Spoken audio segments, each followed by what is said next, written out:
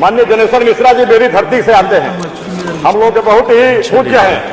हम लोग चाहते कि उनके नाम से कोई दूसरा जमीन एक्वायर करके एक बड़ा सा पार्क बनाते, हम लोग बधाई देते। यह रिकॉर्ड है एकाना स्टेडियम का जमीन अधिग्रहण हमारी सरकार ने किया। और उमाशंकर जी जो कह रहे हैं कोई मेज बजाने वाला नहीं है।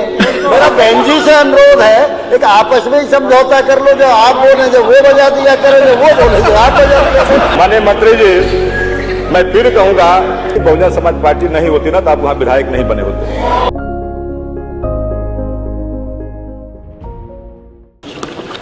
माननीय अध्यक्ष जी, मैं आपका आभार व्यक्त करूंगा कि महामहिम जी द्वारा रखे गए उनके अभिभाषण में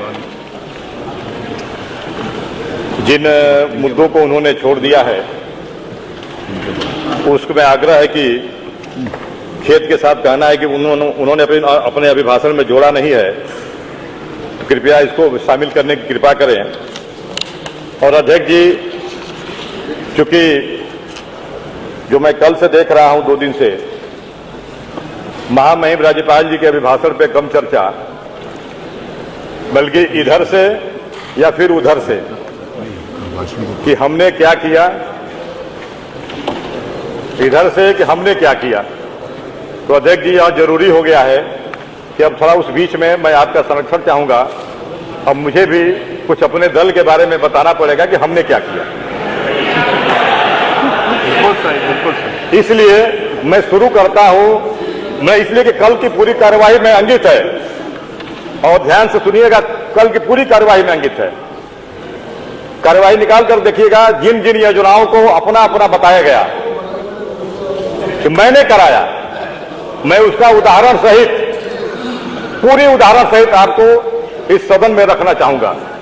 मैं शुरुआत करता हूं। 10 मिनट है, जिसके साथ मर्जी रख दीजिए, उदाहरण के साथ रखनी है, जिसके साथ मर्जी रखिए। 10 मिनट है आपके पास, 10 मिनट है, जिसके साथ मर्जी रख दीजिए, उदाहरण के साथ रखिए। माननीय अध्यक्ष है अध्यक्ष जी, ये पुरातत्व विभाग के ऊपर तो वो हो रहे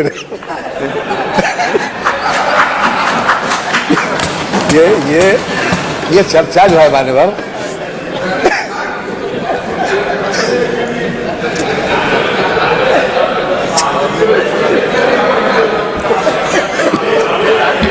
ये मान्यवर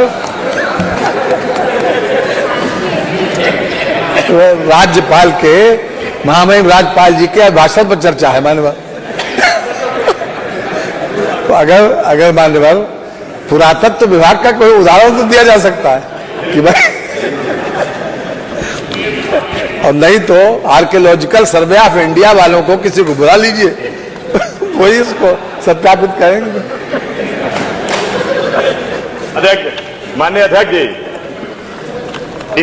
इसलिए भी आवश्यक हो गया है ताकि सदन भी जाने, पूरा प्रदेश और पूरा देश ने भी सुना कि हमने क्या किया। कल एक एकाना स्टेडियम की बात आई। इधर से हुआ कि एकाना स्टेडियम हमने बनाया, उधर की सरकार ने उसमें अपना शपथ ग्रहण किया। अध्यक्ष जी,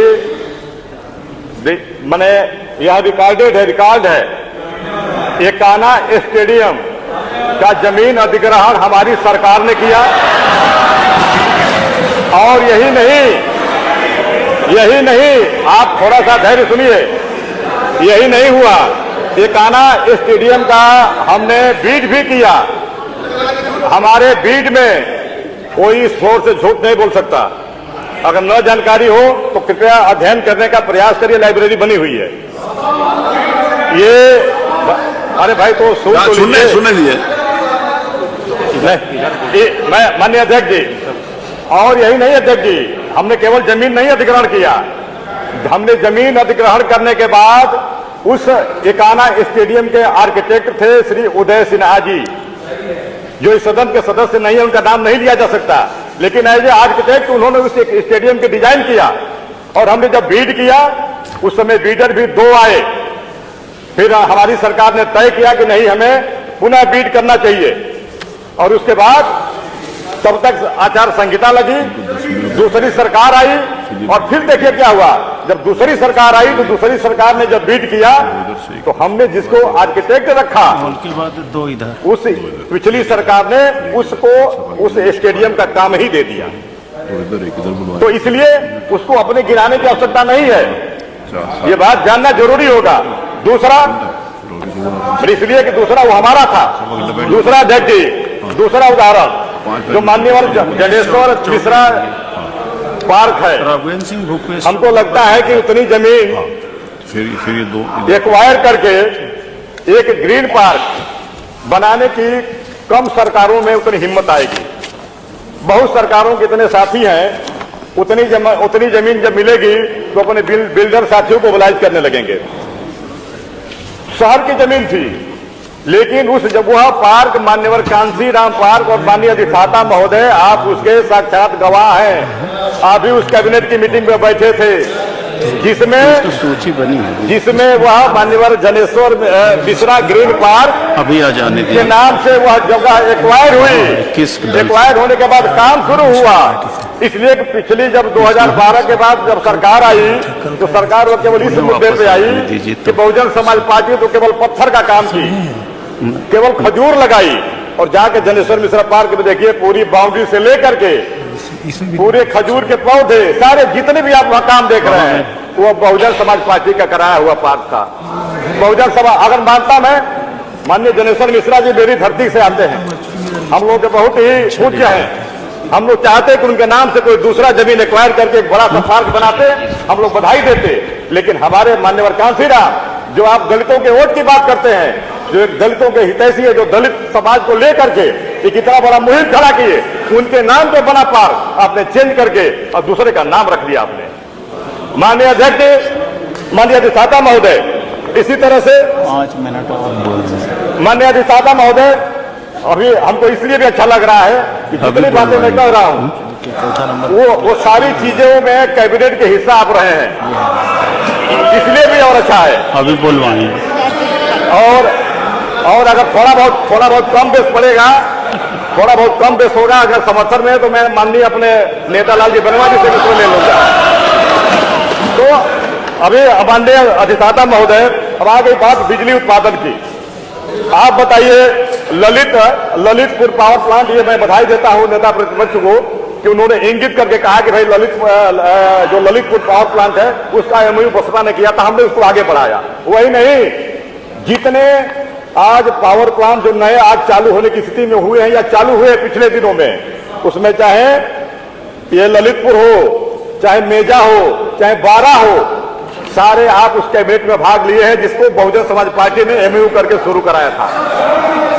इसलिए ये विजन केवल बहुजन समाज पार्टी में ही आ सकता है, ये अन्य पार्टियों में ऐसा नहीं काम करने की क्षमता आएगी। ये अच्छी बात है, आज आप उसको गिनाते रहिए, उसको अपने में जोड़ते रहिए। माननीय अधिष्ठाता महोदय, आज एक्सप्रेसवे की बात आ रही है, इधर की भी सरकार एक्सप्रेसवे पे, इधर की भी सरकार जो हमारे विपक्षी दल है एक्सप्रेसवे पे। अरे इस उत्तर प्रदेश को एक्सप्रेसवे का नाम और एक्सप्रेसवे का जो एक उपहार है, पहला एक्सप्रेसवे बहुजन समाज पार्टी के सरकार में सुश्री मायावती जी ने दिया, जिसका नाम नोएडा एक्सप्रेसवे है, जमुना एक्सप्रेसवे। और माननीय अधिष्ठाता महोदय, वो ऐसा एक्सप्रेसवे, आपके एक्सप्रेसवे में एक्सीडेंट बहुत होते हैं। माननीय अधिष्ठाता महोदय, उस एक्सप्रेसवे में सरकार का फंड नहीं लगा। हमारा आगरा एक्सप्रेसवे बना 32,000 करोड़, पूर्वांचल एक्सप्रेसवे बना उसमें भी 25-30,000 करोड़।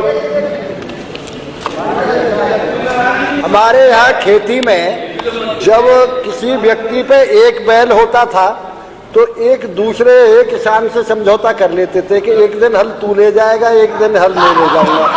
और उमाशंकर जी जो कह रहे हैं कोई मेज बजाने वाला नहीं है। मेरा बहन जी से अनुरोध है, एक आपस में ही समझौता कर लो, जो आप बोले जो वो बजा दिया करो, जो वो बोले जो आप बजा दिया करो। मैं अब इसमें क्योंकि थोड़ा सा उन्होंने हमारे माननीय मंत्री जी ने विचलित कर दिया। माननीय मंत्री जी, मैं फिर कहूंगा कि आज आपको काफी इस बात का गर्व है, बहुत वरिष्ठ हैं, काफी गर्व है कि बहुजन समाज पार्टी का एक विधायक है और यही बहुजन समाज पार्टी नहीं होती ना तो आप वहां विधायक नहीं बने होते। आप इतना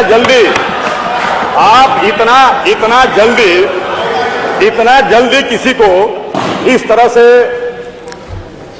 अपमानित करने का प्रयास न करिए। हमको वो भी दिन याद है जिस समय स्वर्गीय राजीव गांधी जी प्रधानमंत्री हुआ करते थे और माननीय अटल बिहारी वाजपेयी जी के साथ केवल अटल बिहारी वाजपेयी जी और एक सांसद, 2 सांसद होते थे। और वो भी और उन्होंने नहीं, वो राजीव गांधी जी ने बोला था, आडवाणी जी थे, और वो उन्होंने बोला था राजीव गांधी जी ने उस हाउस में, पार्लियामेंट में, कि भाई इन लोगों के बारे में क्या बोलना है, इन पे तो हमारे 2 वाली भी बात सिद्ध नहीं हो रही है। माननीय अधिष्ठाता महोदय, इसी तरह से एक्सप्रेसवे की बात आई तो आज मान लीजिए हमारी भारतीय जनता पार्टी की सरकार कह रही है कि हम गंगा एक्सप्रेसवे बना रहे हैं। रेसिंग वाला भी बता दीजिए। माननीय अधिष्ठाता महोदय, आपको भी पता है कि जब बहुजन समाज पार्टी ने गंगा एक्सप्रेसवे का अलाइनमेंट डिसाइड किया था, जिस समय केंद्र में बैठी हमारी बहन है मोना जी, इनकी सरकार ने उस पर एनओसी नहीं दिया। वह एक्सप्रेसवे नोएडा से लेकर के और बलिया तक था, बलिया तक वही गंगा एक्सप्रेसवे वह बलिया तक था, जो माझी बिहार को जोड़ता था। लेकिन आज हमारे संसदीय कार्य मंत्री जी नहीं है, अब उन्होंने उस एक्सप्रेसवे को अपने मेरठ होते सहारनपुर होते ही गंगा एक्सप्रेसवे को सीमित कर दिया। तो ये सब सारी चीजें, ये अच्छी बात है। देखिए 2 चीजें हैं, कल जो थोड़ा बहुत हाउस में जो भी मत और इधर उधर थोड़ा सा कुछ मिसकम्युनिकेशन हुआ, उसका क्या कारण था? हम लोग ये समझ जाते हैं कि हम जिस चेयर पे बैठे हैं वह चेयर, अगर आज भारतीय जनता पार्टी के सरकार है तो भारतीय जनता पार्टी के जो हमारे माननीय मंत्री हैं, हम समझ जाते हैं कि भारतीय जनता पार्टी के मंत्री हैं। आप मंत्री उत्तर प्रदेश सरकार के हैं, आप जिस चेयर पे बैठे हैं उस चेयर पे कल कोई और भी बैठेगा, या इसके पहले कल कोई और बैठा होता था। जिस तरह से किसी डिपार्टमेंट में अगर एसीएस प्रमुख सचिव, अपर मुख्य सचिव हो, उनका स्थानांतरण उस विभाग से दूसरे विभाग में चला जाता है, उस चेयर पे फिर दूसरा प्रमुख सचिव आके बैठता है, तो ऐसा नहीं है। वो नहीं कहता है कि प्रमुख सचिव पुराने वाला का है, इसका तो काम हटाओ। इसी तरह से यह घमंड नहीं होना चाहिए। आप अगर मंत्री हैं, ये आपकी जिम्मेदारी है, और आप कोई नहीं एहसान कर रहा है, नहीं ये एहसान किए, न कोई उधर का देख के एहसान कर रहा है। हमारी ड्यूटी बनती है, अब ये कोई नहीं कर सकता। अब आपका समय समाप्त माननीय बात इसलिए कर रहे हैं, अधिष्ठाता मोदी इसलिए कह रहे हैं कि जो कल हुआ 15 मिनट हो गया, जो वाद विवाद हुआ, जो अरे अपनी ही बात बता रहे जो अधिष्ठाता महोदय, मैं केवल इसलिए कह रहा हूं कि कल जो स्थिति, जो सदन की गरिमा तार हुई, केवल इसीलिए हुई। इधर से कहा गया कि हम कराए हैं, उधर से कहा गया कि हम करा रहे हैं, कहां से कराए, कहां से, इसी पे हो गया। इसलिए इस बात को आगे से ध्यान रखना चाहिए। हम कोई भी हो, हम लोग एक उसके प्रक्रिया के अंग हैं, हमारा काम है उसको आगे बढ़ाना। हमें यह नहीं कभी आना चाहिए कि नहीं आपने करके गया तो हम उसको काट देंगे। कोई भी विभाग में आए, इसलिए माननीय अधिष्ठाता महोदय इस बात को बताना जरूरी था। रह गई बात, चूंकि थोड़ा सा, अब माननीय अध्यक्ष जी ने कहा कि सदन के पटल पर रख दीजिएगा, बहुत लंबी सूची है आपकी। एक मेडिकल कॉलेज की बात कर ले माननीय अधिष्ठाता महोदय, जिसे मेडिकल कॉलेज के लिए बजट में माननीय महामहिम राज्यपाल जी के अभिभाषण में भी है। मान्यवर, मैं बलिया से आता हूं, और वो जो 16 जनपद जिनमें मेडिकल कॉलेज अभी तक नहीं, मतलब वो PPP पे कराने की बात हो रही है, उसमें भी बलिया है। इसलिए कि बलिया का या तो कोई पॉलिटिकल अप्रोच है, या कोई इस तरह से सरकार के पास दबाव नहीं होगा कि बलिया को जो अपना स्टेट का फंड है उससे मेडिकल कॉलेज बनाया जाए। हालांकि ये लोग नहीं जानते हैं, बलिया वो धरती है जिसमें पूरा देश गुलाम था, और अगर सबसे पहले किसी ने आजादी हासिल किया, किससे? अपने पौरुष से लड़ करके, वह बलिया जनपद ने अपने लड़ करके अपनी आजादी हासिल किया। लेकिन आज अपना हिस्सा मांग रहा बलिया जनपद कि हमें मेडिकल कॉलेज दिया जाए, लेकिन सरकार के पास वह बिल्कुल मैंने आंख नहीं दिखाई दे रही है कि हमें बलिया जनपद को मेडिकल कॉलेज देना चाहिए। माननीय अधिष्ठाता महोदय, बलिया जनपद का कोई भी अगर ट्रामा केस हो, 200 किलोमीटर बलिया, 200 किलोमीटर बनारस जाना पड़ेगा, या 200 किलोमीटर गोरखपुर जाना पड़ेगा। अगल बगल में गाजीपुर हो गया, देवरिया हो गया, लेकिन बलिया नहीं हुआ। इसलिए अभी तो इसलिए कह रहा हूं ना कि उधर से करवा लूंगा। माननीय सदस्य भूपेश चौबे जी, अब आपका समय समाप्त। माननीय सदस्य भूपेश चौबे जी, ये संजोग हमेशा नहीं मिलता है, आज मिला है, थोड़ा करवा लेने दीजिए। नहीं, अब 20 मिनट हो गए ना, देंगे कि बनेगा। 20 मिनट हो गए, 20 मिनट हो गए। माननीय चाहता हूँ एक लाइन मैंने सुन लीजिए, केवल क्योंकि केवल एक लाइन सुन के अपनी बात खत्म कर दूंगा, कागज में रख दिया। माननीय अधिष्ठाता महोदय, अगर विकास की बात आ रही है ना कि हमने किया, तो मैं तो आपको उदाहरण देकर कह रहा हूं कि केवल लखनऊ में बहुजन समाज पार्टी के कार्यकाल में कराए गए कार्यों को माइनस कर दीजिए लखनऊ से, उसके बाद लखनऊ में देखिए आपको लखनऊ में क्या मिलेगा, तब आपको पता चलेगा कि बहुजन समाज पार्टी ने क्या काम किया है। इस बात को हमारे भारतीय समाज पार्टी के नेता कई बार चलिए, बहुत धन्यवाद, बहुत धन्यवाद। माननीय सदस्य भूपेश चौबे जी। अधिष्ठाता महोदय, राज्यपाल के भाषण पे जो डॉक्टर मंजू शिवाज जी के द्वारा धन्यवाद प्रस्ताव रखा गया, उस पर आपने बोलने का अवसर दिया, इसके लिए मैं धन्यवाद देता हूं।